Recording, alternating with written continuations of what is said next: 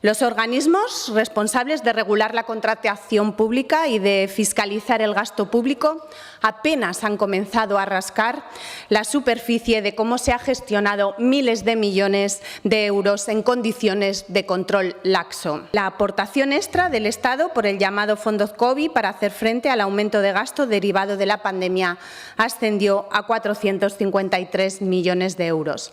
A día de hoy, los aragoneses no pueden conocer en qué se ha gastado este dinero.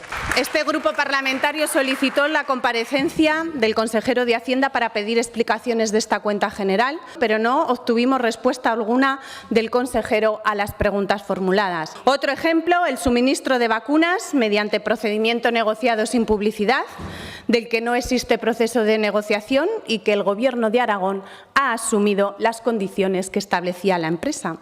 Y algo que es muy grave, no hay justificación de la entrega del número de dosis contratadas. ¿Nadie controla esto en el Gobierno de Aragón?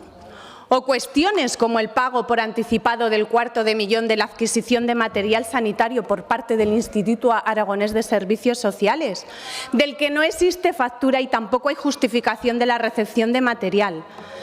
¿Alguien en el Gobierno de Aragón, antes de pagar por adelantado el $250.000, comprobó la capacidad del adjudicatario? ¿Quién se responsabiliza de todo esto? Este descontrol le cuesta dinero a los aragoneses. El Gobierno de Aragón no tiene una estrategia fiscal a medio ni a largo plazo para garantizar de una forma realista y creíble la sostenibilidad de las cuentas públicas aragonesas. Este es el claro ejemplo de cómo se gestiona este Gobierno y un claro ejemplo del descontrol presupuestario.